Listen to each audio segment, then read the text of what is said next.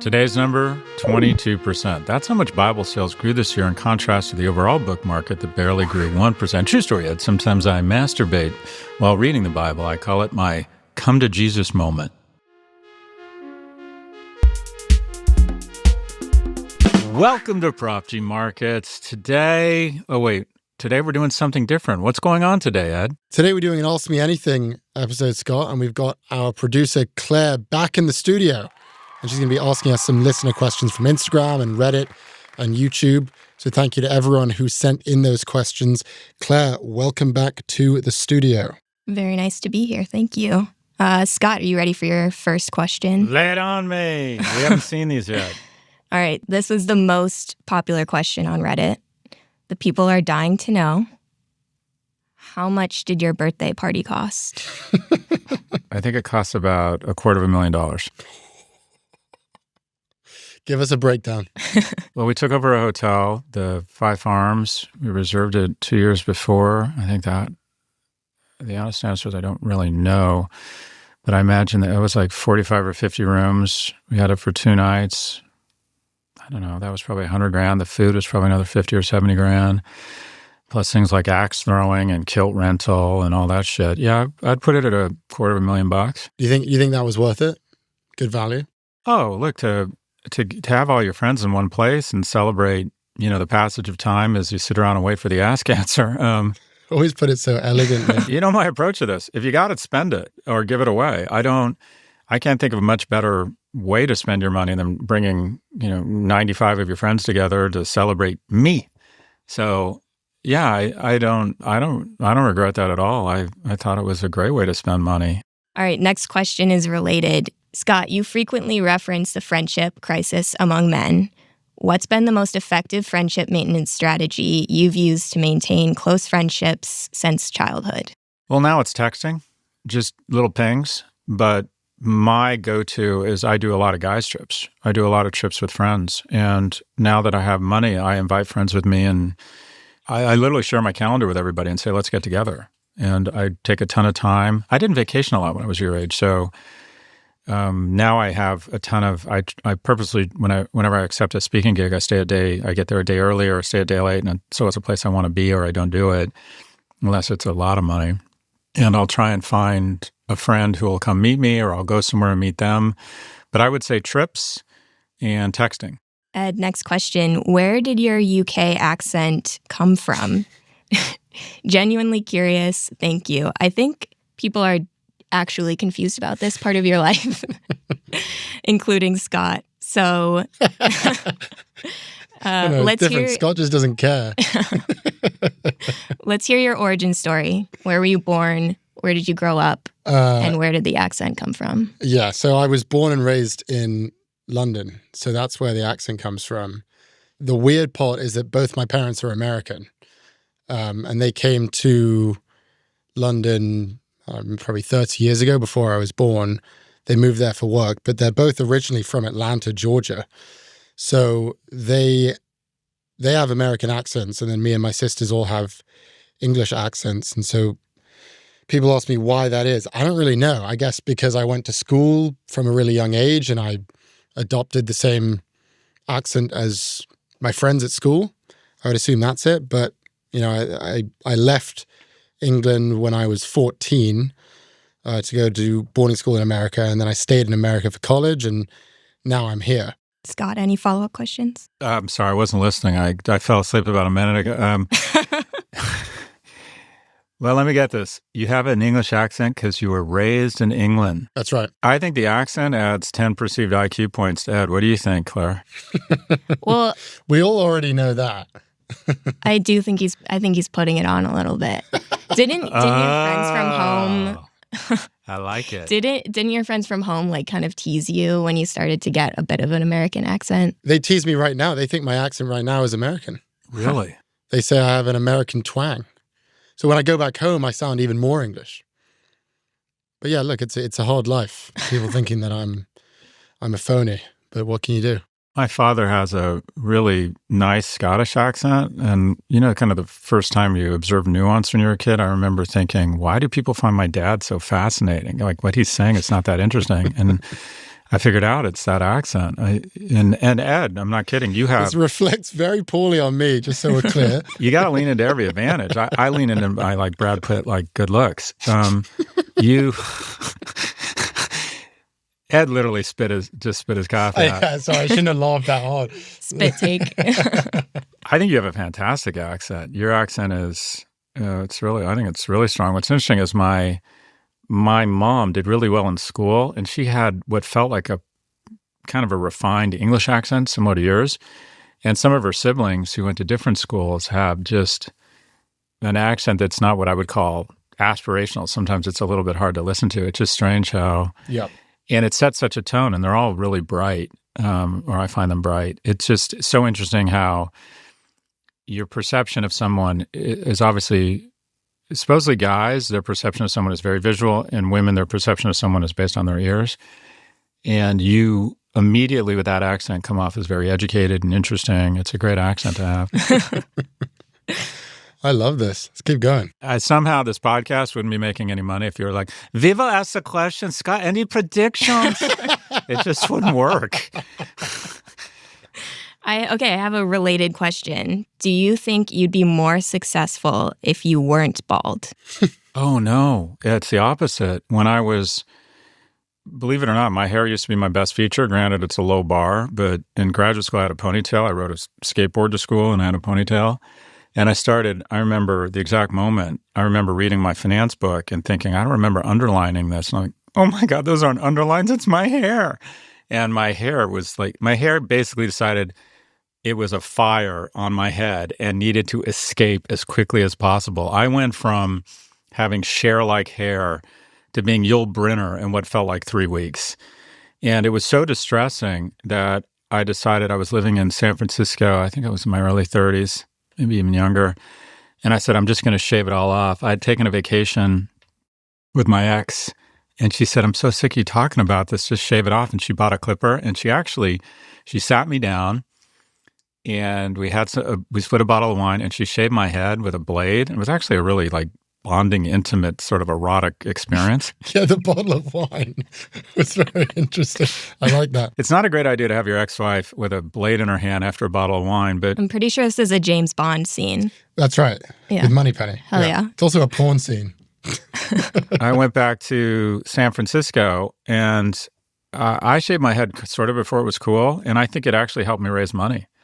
I think kind of that sort of look and being a credentialed young man in your 30s who had some credibility and a graduate degree from Berkeley and kind of a background in tech in 1990 San Francisco meant you could raise a shit ton of money.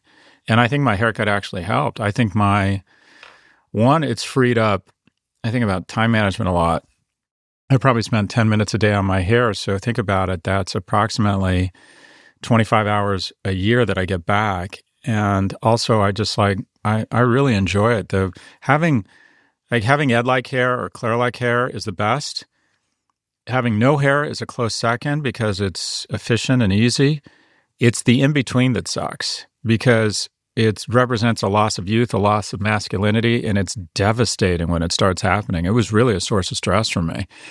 So, but wow, I wish I'd done it sooner. Shaving my head was just such a unlock for me, and I actually think it's helped me professionally. Follow-up question for Ed. This one's from me. If his dick was bigger, would he be more secure? Sorry. Claire, don't ask that. That's totally inappropriate. Okay, Jesus, that is totally inappropriate. I think you'll like this question. Sorry. Okay. Did you buzz your hair before or after you met Scott? Be honest. It was after I'd met him. It was before I started working for him. But I did it with my roommate in college. I see the comment in your question. Am I copying Scott? I think he wants to look like Daddy. That's right. That's right. No, I did it with my roommate because we had just submitted our theses and we were like, fuck it, this would be kind of fun if we both just shaved our heads. And then I found out that I really liked it for all the time management reasons that Scott described. And I also kind of just like the way it looks. I don't know, I just really liked it. So I decided to keep it. And I don't know, I think it works from a branding perspective for me and Scott. fact that I look like Scott's son a little bit, or that's what people say, I think that plays in our favor. You did it with your roommate after submitting your theses. Ed, there are easier ways to come out. We're going to hear about that one. Yeah. We're going to hear about that one. Well, I don't think people know that you also had Cher-like hair in college, and you busted off. Curly hair. Yeah. Really long curly hair. Really? Yeah. Look how dreamy Ed was. If I had Ed's looks, I'd be prime minister by this point in his life. Look at him. We're getting handsome, got the English accent. He's making a good 30, 35K a year on a podcast. He's a fucking player. Player came to play. People are speculating about your salary on Reddit. Did you see that? Yeah, oh my gosh. How much did your birthday cost, bitch? Okay, let's move on. Scott, this question was a response to the Art of Spending episode, which we put out recently. And it's something I've wondered about as well. So you shared that your dad wasn't generous to you and your mom. Mm-hmm. And you have also shared in other episodes that you help your dad financially in his old age. So how did you get over the disappointment of him not being generous to you and find a way to be generous to him? It's a really thoughtful question, and it goes to what has been one of the biggest unlocks of my life, and that is I used to approach relationships naturally, and I think most people do naturally, as kind of a transaction. Am I getting as much out of this friendship as I'm giving? In a romantic relationship, is my partner as good to me as I am to her? In a business relationship, am I getting as much from my business partner? Am I adding more value? If I am, then I should have more equity or more compensation. I was constantly keeping score, and it was a real recipe for disappointment and frustration and strain in relationships, because you'll naturally inflate your own contribution to relationships and diminish other people's. And what was an unlock for me, and I used to approach my relationship with my father that way, and that is I was a good son, but I would occasionally get upset. I remember not talking to my dad for a few months. We used to always, we would talk every week, because I thought, I just went back to these ugly moments as a child and some of the things you referenced, and I would just get very resentful for him, even in my 30s and 40s. And somewhere in my early 40s, I decided the unlock is to decide what kind of friend, what kind of boyfriend, what kind of spouse, what kind of son you want to be, and then ignore what you're getting back. And the reality is I wanted to be a generous, loving son, and that's how I started behaving, and I put the scorecard away. And also I forgave my father, because I think the litmus test of any dad, or the kind of evolutionary box you need to check, is to be better to your son than your father was to you. And I found out later in life that my father had been physically abused by his father, that my grandfather used to come home drunk and physically abuse him. And my dad was not very sophisticated. He wasn't a great dad, but he was much better to me than his father was to him. He tried. And, it just makes me feel good to feel like I am being a generous, loving son. And I think about this a lot. The key in relationships is not to have the bullshit transactional mentality I had or scorecard. The key is to achieve a surplus value in all your relationships. So if you're being a better spouse, if you're being a better daughter than your mom was to you when you were a kid, that means you win. That means that you're here for a reason. Here's a question for both of you. How are you going to compete in the Manosphere without falling into the weird, conspiratorial, non-fact-based, self-help contrarian trap that's captured countless other bros? Scott. How do we not become Tate? Scott, we'll start with you. What are your thoughts on how you and Ed can avoid that fate on Prof G Markets? Because you're pushing it, Scott. We're critical thinkers. We read. We are curious, but suspect of stuff, and try to use information to learn as opposed to sanctify your beliefs. One of the things I love about this medium is I think people go to cable news to sanctify their religious and political views. I do think people come to podcasts with an open heart. And one of the things I love about humor is that I think it softens the beach. I think if you can make someone laugh for a brief moment, you soften their gray matter and they're more open to new ideas or new opinions, which might be dangerous. I don't think I'm a likely candidate for falling into some sort of conspiracy. I do think I'm in a bit of a bubble. I read a lot of media that's produced by urban liberals, which is the majority of media. And so it's good for me to step out. I purposely read some stuff that's a little bit more conservative to try and get a different viewpoint. And one of the things I really appreciate about you guys encouraged me to go on the podcast with Theo Vaughn is it just gave me a little bit of a different worldview. I remember thinking, it's like a zebra talking to a lion. We're just such different people. But yeah, I'm not, maybe I should be more worried, but I'm not. I think we're, critical thinkers. Ed, what's going to stop you from going red pill weird or I don't know? Yeah, I'm not worried about this at all, just because that's just not who we are. And the idea of a podcast where you talk about eating red meat and escaping the matrix and getting into drop shipping, like none of that stuff interests me or makes me think that that's worth talking about. And our job is to figure out what actually interests us and what engages us. And it's just none of that stuff is interesting to me. So I'm really not worried about devolving into a Manosphere podcast personally. I mean, I think to Scott's point, we need to be aware of any bubbles we might live in. And I think the solution to that is just a very, very broad media diet, trying to amass as many different opinions as possible. It's very important that we have our finger on the pulse. But I think if we're in danger of going any direction, it's not red pill Tate Manosphere. And you do your research, which goes into that. So one of the questions was, what is your research process like? So before every podcast, about 24 hours before the podcast, we all meet as a team, and we have a team of analysts and producers, and it's about 7 of us who get on this call, and we talk about what we want to talk about, and then we decide with Scott, these are going to be the stories. And then I spend the next 24 hours just obsessively researching all of those topics. I start with Google. I use AI as well. I use a finance tool called Rogo. I use ChatGPT. I think if there's anything I've learned about the research process from doing this podcast, it's that the most important thing, and I think this applies to all research, is trying to figure out what is the so what of anything that you're reading. And that's kind of hard to do these days because there are just millions of different articles about all of these events, and they're filled with really, really useless information. And that's especially true in earnings reports and 10Qs. I'll read like an entire 10Q in preparation, and I'll learn maybe one thing from it. But that's sort of what you have to do. To me, it's all about synthesizing, okay, why do I actually care about this? Like, what is the takeaway from this gigantic document that is filled with all these numbers and a lot of bullshit? What could affect my life, or what could be interesting to someone else's life? What is the so what here? And we've got to give a big shout out to Mia Silverio and Jessica Lang, too, absolutely. who inform basically everything we do. They're our researchers. Yeah. And they do a lot at this company, but they're very focused on Prof G Markets. So thank you to both of them. All right, here's another for both of you. How are you guys doing with the parasocial relationships that you're setting up with listeners?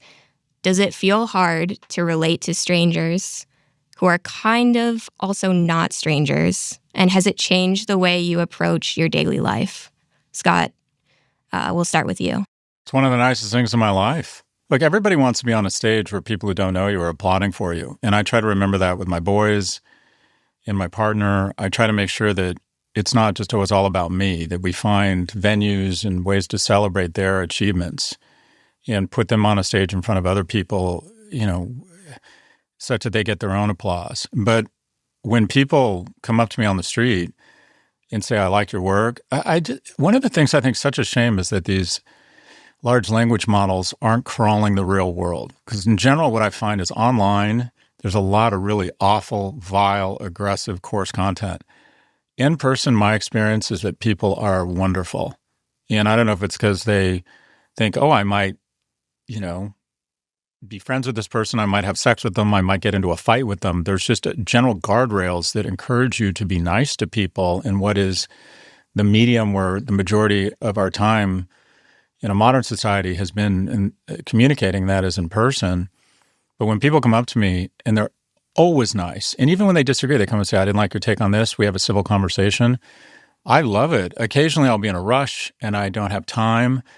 The only part that's hard is we're now getting or I'm getting 30 to 50 emails a day from people with really thoughtful questions who want to have a conversation, especially young men who want mentoring or just want to jump on the phone.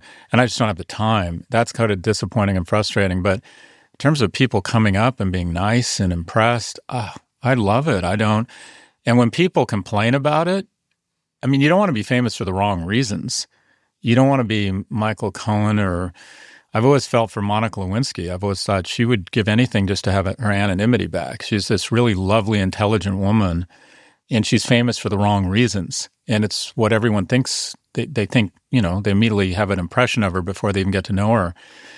But to have people come up to you and be nice to you because they like your work, it's wonderful. It's just you inherit all of these friends. It's validating. Yeah, I absolutely love it. And if I got sick of it, remind me that all I need to do is go dark for a couple of months and I don't give a flying fuck who I am. I don't get anyone complaining about it. I love it. So Ed, this is a newer phenomenon for you. So how has it been to start getting recognized by people on the street? Very strange at first, but ultimately I land where Scott is, where it's just, I really enjoy it and I find it extremely rewarding. I feel like you couldn't really ask for more in a job than for people to come up to you and recognize and affirm that they are enjoying your work. Like, that's just not something that a lot of people get to enjoy. And so, to me, it's like an affirmation that I'm doing my job right. I mean, I think the biggest fear in media, if you work in media, isn't that people don't take you seriously or they don't like you. Like, the biggest fear is like that no one's listening to you. Like, that's the concern. And so to have someone come up and say like, hey, like, I heard what you said about this and it made me think about this and this, it's like I couldn't ask for much more in terms of professional reward. So yeah, I land completely where Scott is. I really like it. Here's one that I'm going to take. This is kind of the only affirmation that I get from our listeners. It's to do with the music. The most frequently asked question I get is about the music on this show. People want to know, what is that cool Spanish song that plays before one of the podcasts, and what's the outro song used at the end of Prof G Markets? So the cool Spanish song is called 1977. It's by Ana Tijoux. And the reason it's the intro song is because Scott heard it on an episode of Breaking Bad. Is that right? I didn't know that. So that's the legend. That's exactly right. And the outro song is called Lifetimes. I don't know who sings it because she's not credited, but the composers are Benedict Lambden and Nathaniel Pern. This is not a huge song.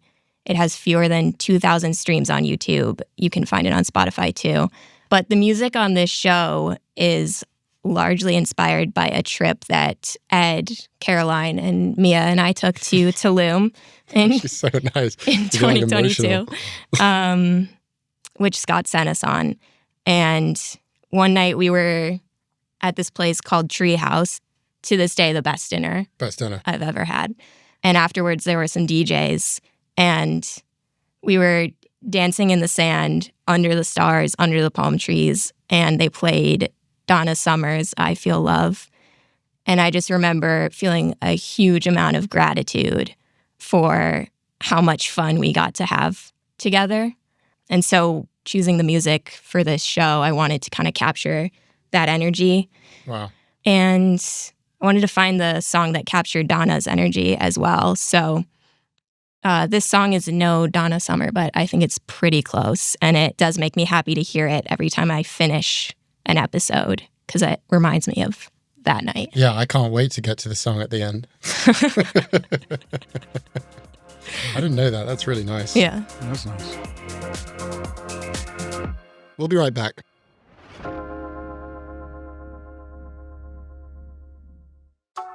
Support for the show comes from the new season of Crucible Moments, a podcast from Sequoia Capital. It might be easy to think that the success of tech giants, including YouTube, Dropbox, and Reddit, was inevitable, but that couldn't be further from the truth. In fact, The one thing these companies have in common is that they all survived the make-or-break moments that nearly took them down. On this season of Crucible Moments, you can hear the unvarnished histories of some of tech's most influential companies told by the founders themselves, like how 2 electrical engineers pivoted to biology and developed Natera's breakthrough prenatal test, or how Dropbox's disastrous public launch paved the way for the company's viral success. Hosted by Rolf Pota of Sequoia, Crucible Moments provides a behind-the-scenes look at some of the most tumultuous and defining milestones in tech history to show that moments of turmoil can sometimes become moments of great triumph. Tune into the new season of Crucible Moments now. You can listen at cruciblemoments.com or wherever you listen to podcasts. We're back with Prof G Markets. Here's one for both of you. Do you have tips on improving storytelling, taking classes, joining groups, anything? Ed, we'll start with you. The best lesson on storytelling, in my view, came from the creators of South Park. Their names are Trey Parker and Matt Stone. And they have a rule when they're sort of storyboarding each episode and they're sort of outlining the beats of the episode. And it applies to all storytelling. And that is the words "and then," if those words appear between your beats, then you've screwed up. Like the idea of having a story where it's like, this happened, and then this happened, and then this happened, and then this happened, that's not a story. That's just a sequence of things happening. So what you have to do, and what they do, is they replace "and then" with one of these 2 words, either therefore or but. So the difference then is, you got a story, this happened, therefore this happened, but this happened, therefore this happened. And that's a story. And I think that's a really useful rule in terms of sort of what I was saying before about trying to arrive to a point. And I think it applies to business news as well. Like the idea of me coming on this podcast and being like, sales were down and then margins were up and then profits were up. That's I don't register anything from that. But sales were down, but margins were up, therefore profits were up. That's different. That's telling a story right there.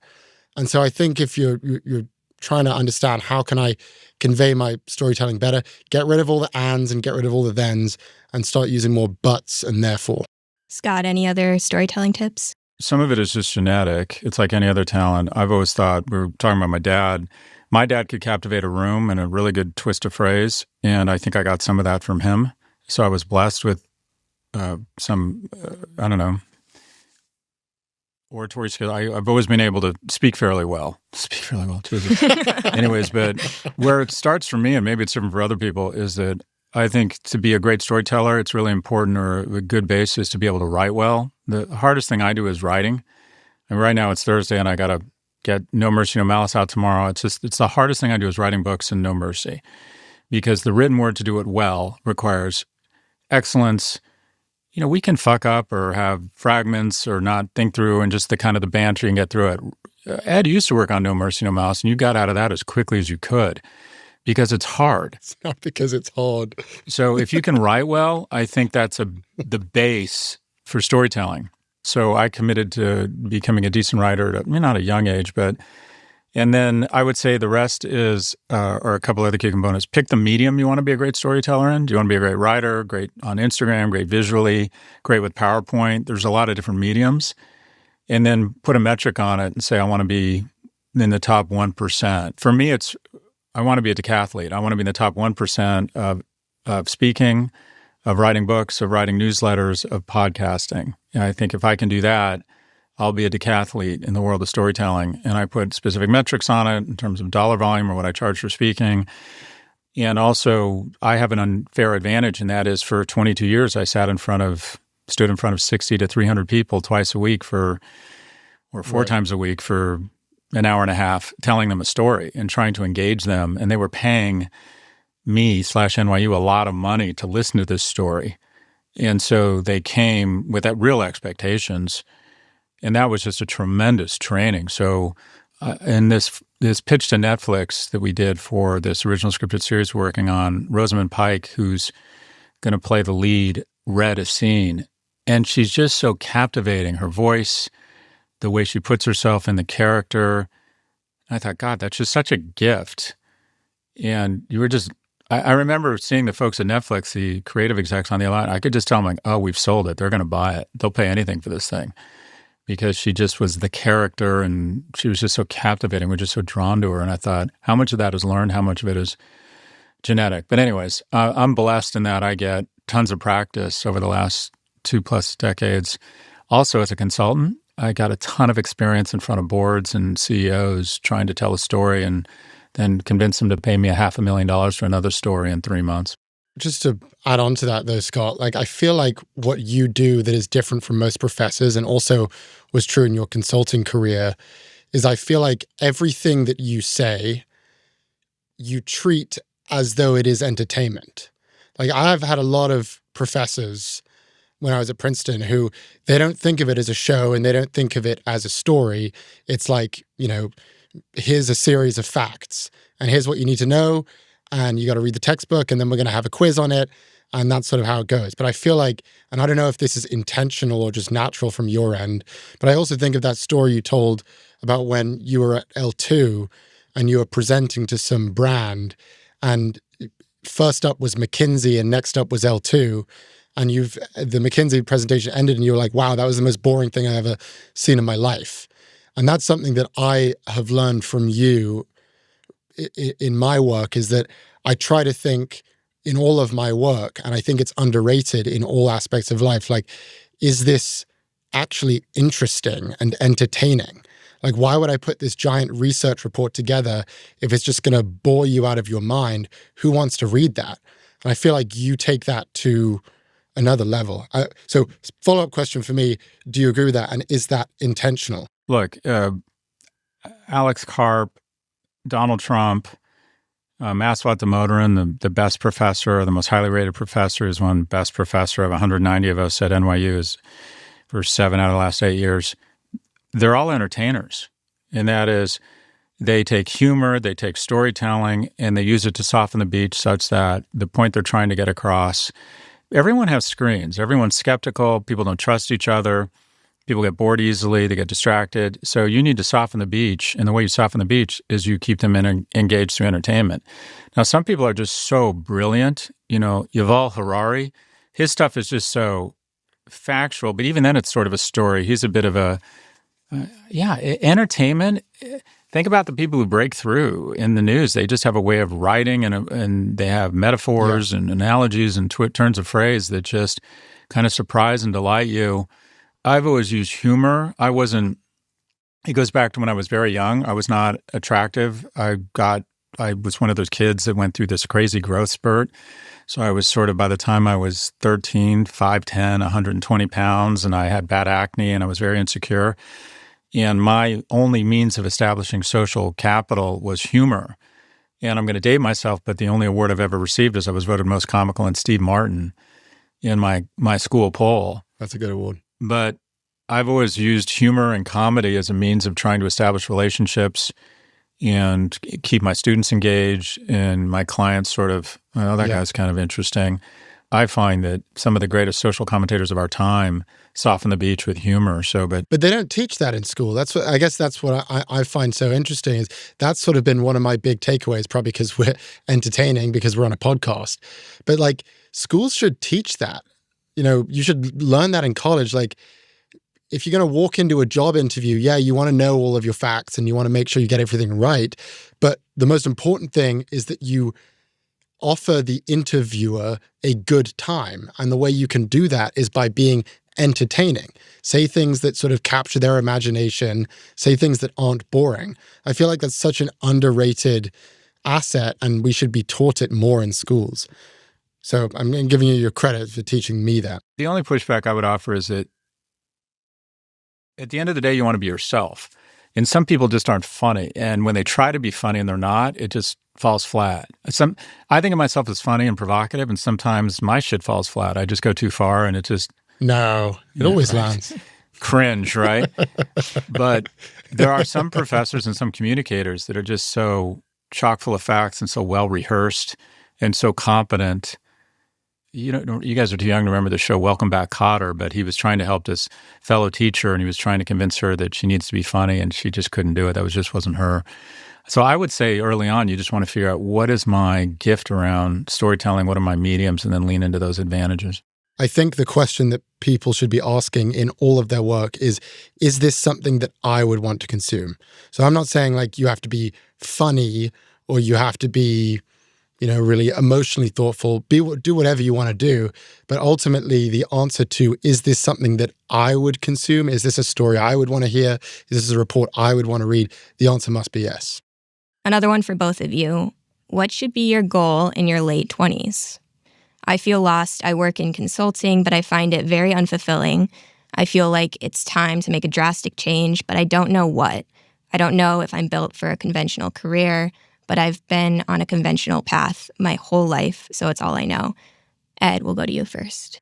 Well, first off, I relate to that question. I felt that way during college. So I feel you. I can offer what I did to get out of that because I no longer feel that way. I was trying to figure out what I wanted to do with my life, and this really worked for me, which is I just wrote up a list of people who I admire and whose lives I wanted to emulate in some way. And I think I've said this before, but Scott was on that list.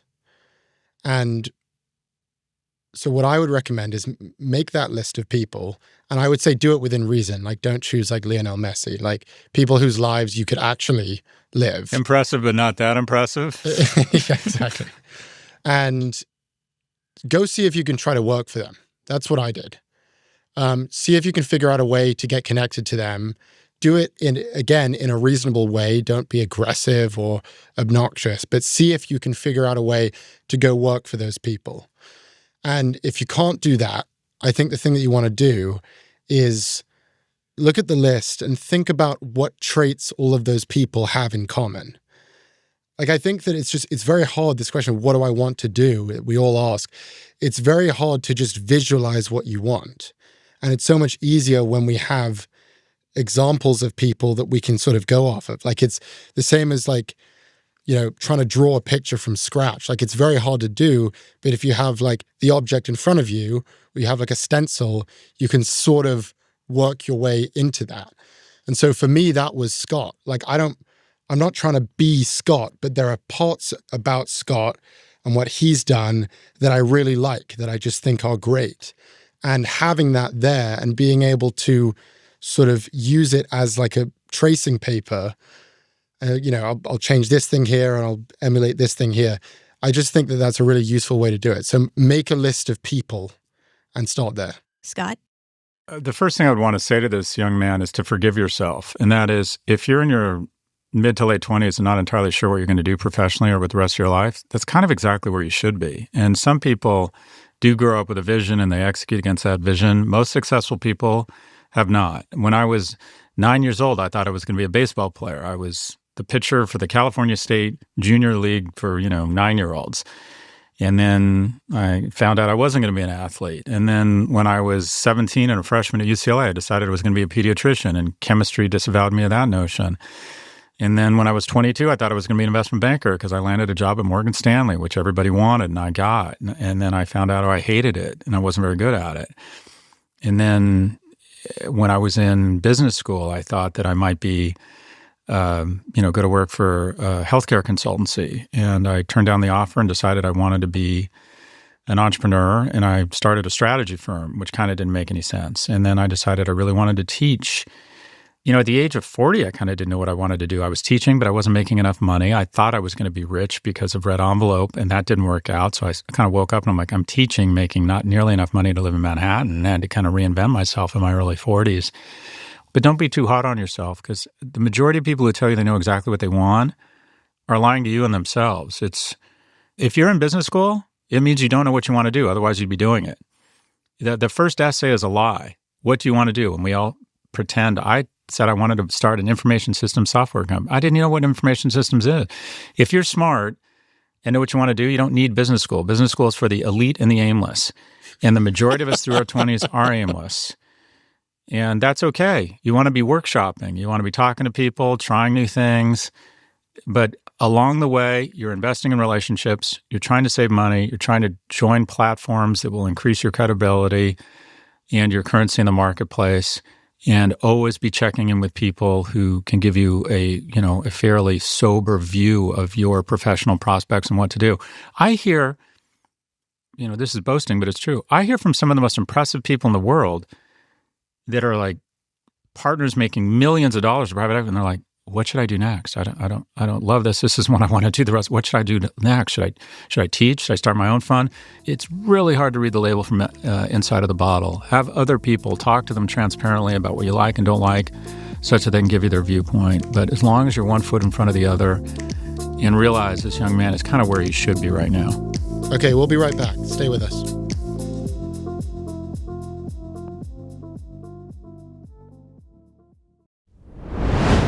We're back with Prof G Markets. Ed, this takes us to our next question. We're going to begin to wrap up here, but what are your long-term professional goals? It's Scott leaning in.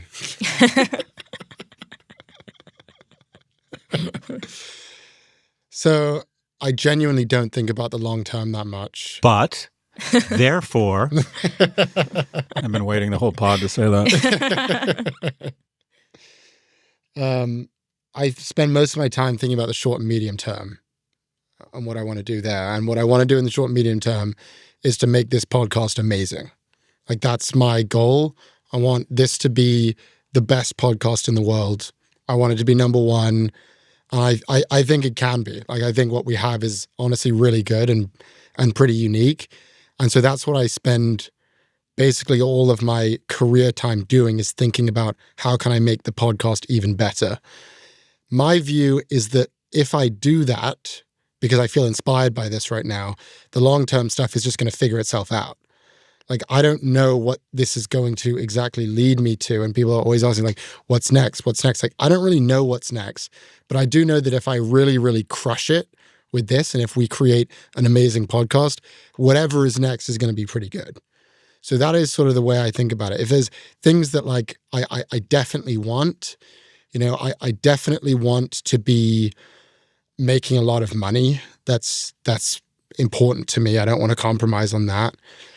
I think that I probably want to be economically independent at some point, where, as in, paying myself. I don't think that's anytime soon, but I don't know why I want that, but I think that is something I want. I feel like there's something kind of empowering about that, the ability to pay yourself. But yeah, I don't think about it. I really don't think about the long term too much right now. At the moment, while things are going well, I don't see that much value in trying to be any one type of thing. I think things are going well, and that's what I'm supposed to be doing. Yeah, I'm 100% with you on that. Scott, do you have any reaction? If you're in something that seems to be going fairly well, think, how can I be in the top 1%, if not the top 0.1%? Already, there's 600,000 podcasts. I think Prof G Markets right now, or Prof G, the quote-unquote Prof G, is a top 100 podcast. So we're already in the top 0.6 or 0.06%. And excellence, artisanship, mastery of something will make you passionate about it. Like, being near the best or being really good at something makes you passionate about it, because the accoutrements and the self-esteem and the rewards and the camaraderie from being great at something make you passionate about it. So if you're fortunate enough to find something you're really good at and could maybe be great, maybe in the top 1% in the world, as long as it's not a vanity industry where you have to be in the top 0.1%, is, I think, a really good aim. My goals are different. At this point, I want to be the most influential thought leader in the history of business, such that I can shape a better, more democratic America that has more prosperity for more people. I'm very focused on struggling young men. And at the same time, I want to make a lot of money, and I want to build a lot of economic security for other people around me. My goals are pretty big at this point. And then at the same time, deepen my relationships with the people who are close to me, because I sacrifice that a lot trying to get some level of economic security. My very first conversation with you, Scott, where we spoke on the phone, which was a huge moment for me, but I think you said recently you don't remember it. My very first conversation with you, at the end of the call, I asked you that question. I wanted to know what your long-term goals were. And you said that you wanted to be the most influential thought leader in the history of business, or you want to be the governor of Florida. That was your answer. One of the two. What changed? Yeah, I learned more about politics. And also I realized I don't really like people. And it's interesting. If you make any amount of money and you have name recognition, people will approach you about being a candidate for something. And what you realize is once you get past your narcissism, you can have a lot, I think at this point, with such a intransigent government and so much gridlock. I mean, I think Ed at this point has as much influence on a lot of levels as a lot of congressmen, or congresspeople, I should say. I think we can have a lot of influence from outside of the tent around issues. One of my things I'm working on is to try and pull together a group of podcasters who are moderate or center-left or center-right and start promoting each other's pods and to start thinking about candidates that we want to promote, because I feel as if the right has weaponized this medium very effectively, and I think we need a counteroffensive against that, and we need to build each other up and maybe put some infrastructure around videos and then start thinking about great candidates who are more moderate. But I actually think that in a weird way, we have more influence than many elected officials. All right. This final question is for you, Scott. It's a two-part question with a fascinating twist, which I absolutely love. I'll start with the first part. My question relates to how Scott views his development and investment into Ed. Ed has developed a strong brand and authoritative position largely due to his position on Prof G Markets. He has been paid to speak at events where his views are valued. So question number one, did Scott consciously know he would be giving Ed a platform to develop a brand when he hired him and gave him the co-host role? Well, I would say the same thing to Ed that my best friend's father said to me when I was at L2. This is someone who was really important to me, who was a real role model, a guy named Paul Fine, this like handsome guy who married my friend Adam's mother. And he was just this quiet, strong man who always had the most ridiculously cool cars as his career progressed. Went from a 240Z to a Porsche 911 to a Ferrari. And I just really looked up to this guy. And it was a nice moment for me. He came to L2, and it was one of those days where clients were in the conference rooms and the place was just pumping. And I would stop by a desk and I would say, "What are you working on?" And the analyst would show Paul where we're comparing Instagram engagement between Adidas and Nike.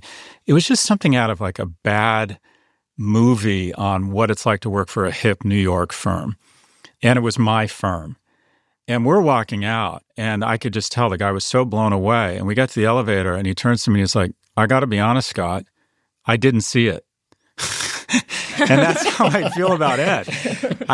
When I hired Ed, the reason I hired Ed wasn't because I was impressed. It was because I get fooled in interviews all the time. And Joanna Cole said, "You got to hire this kid. He's my son's best friend and our good friend. And he's just such an impressive kid."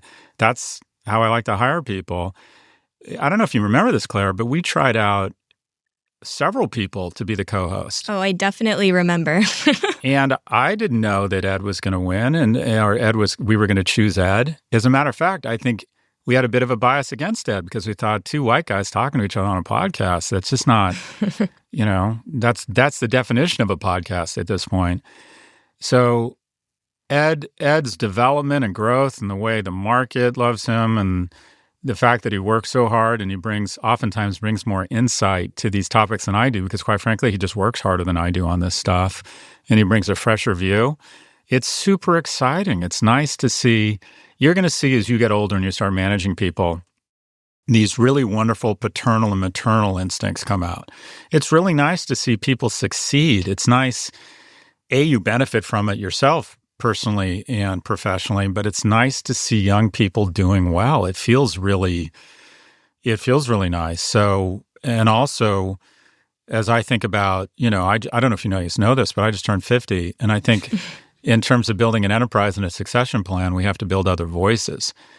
And so I'm really excited that Ed's kind of developed his own brand. I'm trying to do the same thing with Jess over at Raging Moderates, but I am surprised and infinitely pleased at how well Ed is doing. It's just a ton of fun to watch. And not only that, the team, it feels like the team is gelling. It feels like the show's doing well, the production quality, the notes, it just all feels very good. And you're going to see, you're both managing people now or starting to manage people. When they do really well, it's very exciting, especially once you have recognized some of that success. It's, like I said, it tickles these paternal and maternal sensors that feel really nice. All right. Very nice. So here's the kicker. Question number 2. If Scott was not as financially secure as he is now, would he view that he would be owed any long-term revenue or royalty for Ed's career due to the platform Scott has given him to launch his brand? No. It's like, do I owe NYU money? NYU's been a bigger platform for me than I've been for Ed or you, Claire. So I don't know about that. Well, go ahead. If I didn't have professor in front of my name, I think they just say that guy's obnoxious. The way I summarize my career is I went to some friends' birthdays party. All my friends from college were all turning 60 at the same time. So I'm going to all these birthday parties. And my friend Mike Brooks said the funniest thing. He said, "Can you believe Galloway gets paid to express all of his opinions?" He's like, "Back in college, we just called that annoying. You just wouldn't shut the fuck up about everything. You had a view on everything." And he's like, what did you have like a view on back in college? Like, did you care about business? Well, like what hot takes were you coming up with as a college student? so my hot take in college was I was the only Democrat. They were all total Reagan sycophants. And I was like, I had a Mondale sign in my fraternity room. And I'm pretty sure that was the only win. That sound annoying. And I was telling everyone why Mondale was our man.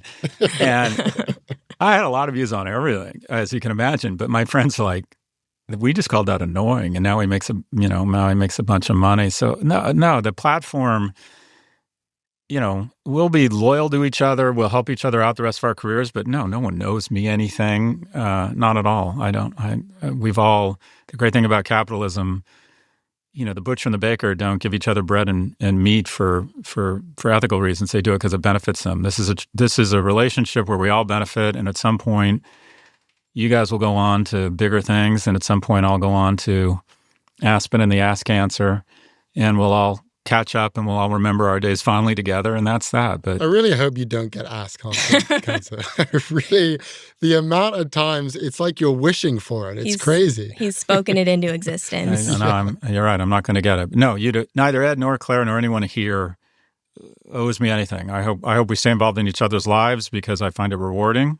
Some of my closer friends or people that I build companies with, but no, you're not. Neither of you are going to owe me anything. All right. Well, the listener says kudos to Scott for an excellent hire and to give a young individual a platform to succeed. And congratulations to Ed for taking the opportunity and doing so well. That's Good job. very nice. Thank you for saying that. And same to you, Claire. Yeah. Oh, thank you. Appreciate it. Exactly. Thank you for watching this version of Prof G Markets. Check out our pod feed for office hours on Wednesday, and we'll be back with a fresh take on markets every Monday.